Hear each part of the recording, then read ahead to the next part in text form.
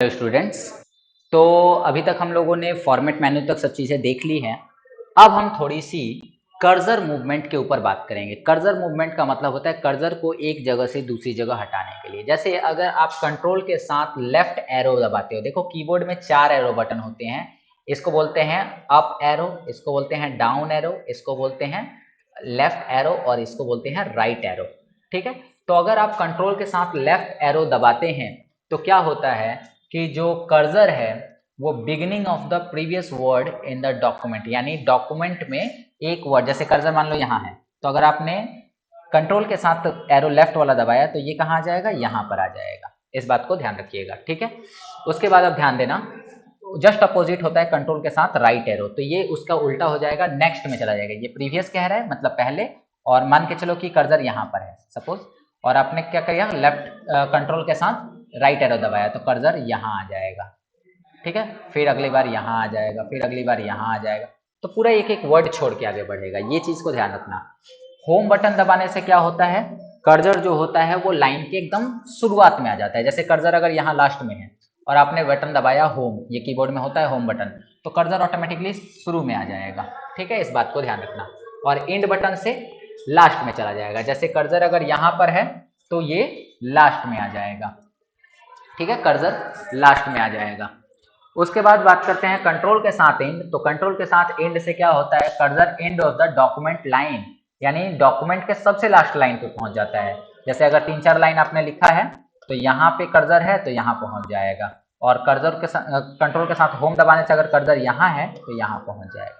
बस ये cursor movement है, आपको इसको प्रैक्टिकली चेक कर लेना है कि कौन कौन से ऑप्शन होते हैं, क्या क्या ऑप्शन होते हैं और कैसे इसका यूज किया जाता है। अब हम बात करेंगे व्यू मेन्यू की। ठीक है, तो थोड़ा व्यू मेन्यू भी देख लेते हैं। व्यू मेन्यू के अंदर मात्र 2 ऑप्शन आपको देखने को मिलेंगे और ये क्या क्या है उसको हम चेक कर लेते हैं। व्यू मेन्यू के अंदर आपको जूम आउट और जूम इन का ऑप्शन मिलेगा, साथ ही साथ आपको स्टेटस बार का ऑप्शन मिलता है। ठीक है, अब ध्यान दीजिएगा कि जूम इन का मतलब क्या होता है। जूम इन का मतलब होता है जूम करना। जैसे हम किसी चीज को जूम करते हैं, जैसे ये देखिए कि आप अगर मान लो कि मुझे ये डॉक्यूमेंट जूम करना है, ये डॉक्यूमेंट जूम हुआ और इधर हम करेंगे तो जूम आउट होगा, यानी कि डॉक्यूमेंट वापस से छोटा हो जाएगा। और रीस्टोर डिफॉल्ट का मतलब होता है कि जो जूम लेवल है वो ऑटोमेटिक 100% पर आ जाए। तो इस बात को ध्यान रखिएगा। और स्टेटस बार क्या कहता है, स्टेटस बार आपके कर्सर की पोजीशन बताता है। चलिए हम इसको नोटपैड में एक बार चेक कर लेते हैं।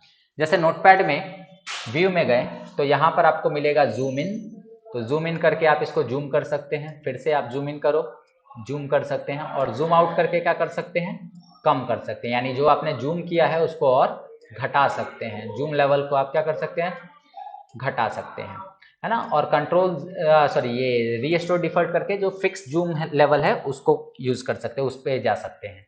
इसके अलावा अगर आप देखो स्टेटस बार अभी चेक है, इसका मतलब यहाँ नीचे आपको स्टेटस बार दिख रहा होगा LN1 कॉल 1, यहाँ पर आप ध्यान देंगे LN2 कॉल 1, इसका मतलब है कर्सर जो है वो लाइन नंबर 2 में है और कॉलम नंबर 1 में है ना। अब यहाँ पर अगर देखें तो 100% ये क्या है, जूम लेवल है। 100% जो नीचे दिखा रहा है यहाँ पर कॉर्नर में आप ध्यान देना, यहाँ पर जो दिखा रहा है वो क्या है, जूम का लेवल है।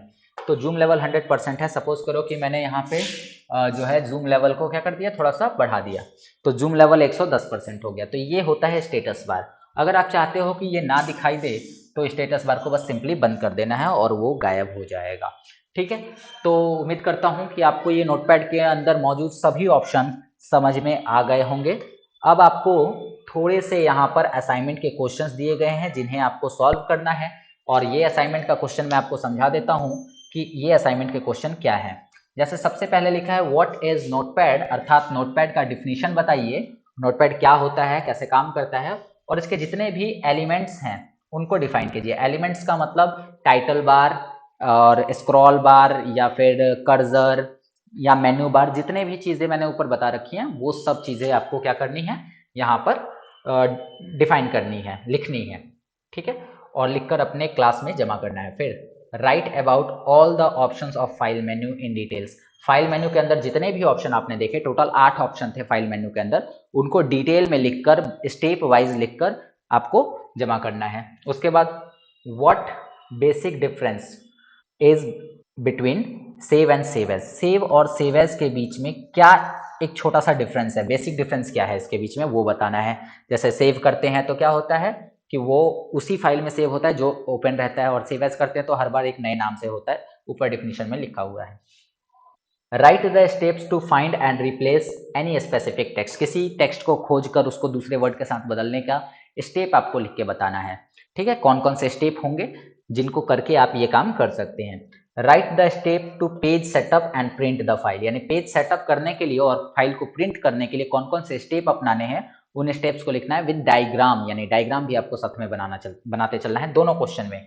जिसमें भी स्टेप लिखना है उसमें डायग्राम आपको बनाना ही बनाना होता है।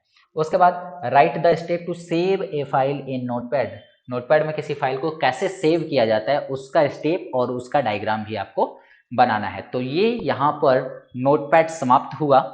तो चलिए आगे बढ़ते हैं और अगले वीडियोस में मिलेंगे।